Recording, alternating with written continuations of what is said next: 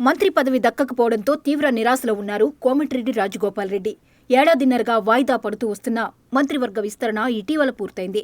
తెలంగాణ కేబినెట్లో ఖాళీగా ఉన్న 6 స్థానాల్లో 3 స్థానాలను అధిష్టానం భర్తీ చేసింది. అయితే ఈసారి కూడా చోటు దక్కకపోవడంతో కోమటిరెడ్డి రాజగోపాల్ రెడ్డి మనస్తాపం చెందారట. ఇప్పటికే మంత్రి పదవి హామీతో కాంగ్రెస్లో చేరిన పొంగులేటి శ్రీనివాసరెడ్డి విషయంలో హైకమాండ్ హామీని నెరవేర్చుకుంది. బీజేపీలోకి వెళ్లి తిరిగొచ్చిన గడ్డం వివేక్ వెంకటస్వామికి కూడా తాజా విస్తరణలో కేబినెట్ బెర్త్ లభించింది.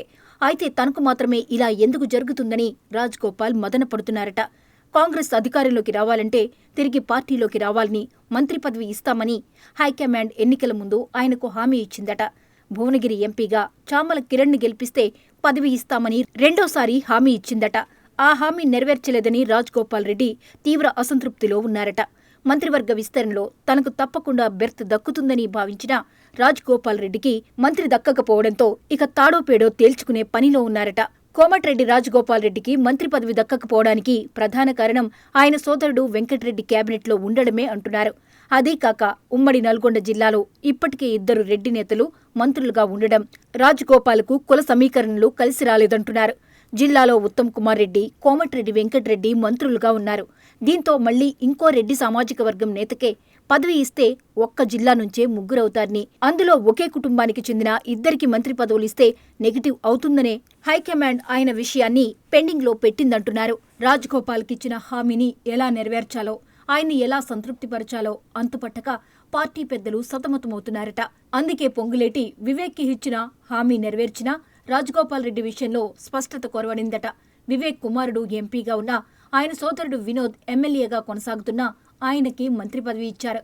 అదే ఎంపీగా తన భార్య లక్ష్మిని పోటీకి దింపకుండా చామల బరిలో దిగితే సొంత డబ్బులు ఖర్చు పెట్టి గెలిపించినా తనకు మంత్రి పదవి రాకుండా జిల్లా నేతలే అడ్డుకుంటున్నారని రాజగోపాల్ రెడ్డి ఇప్పటికే పలుమార్లు బహిరంగంగానే విమర్శలు చేశారు.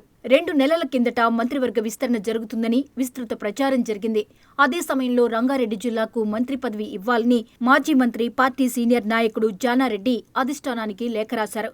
దాంతో రాజగోపాల్ రెడ్డి ఒకంత ఆగ్రహానికి గురయ్యారు.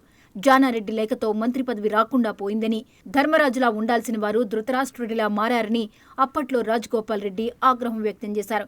ఆ తర్వాత ఆవేశంతో పని కాదని మంత్రులు ఉత్తమ్, కోమటిరెడ్డితో సన్నిహితంగా ఉంటూ ప్రతి కార్యక్రమంలో పాల్గొంటూ అందర్నీ కలుపుకుని ముందుకు వెళ్తున్నారు. కానీ మంత్రి పదవి రాకపోవడంతో మళ్లీ పార్టీపై ఆగ్రహంతో ఉన్న ఆయన ఫామ్ హౌస్కే పరిమితమై సైలెంట్ అయ్యారు. రాజగోపాల్ రెడ్డి సైలెంట్గా ఉండడంతో ఏం చేయబోతున్నారనే సస్పెన్స్ నెలకొంది. ఇప్పటికే సోషల్ మీడియాలో రాజగోపాల్ రెడ్డి అనుచరులు కాంగ్రెస్కు వ్యతిరేకంగా పోస్టులు పెడుతూ వైరల్ చేస్తున్నారు.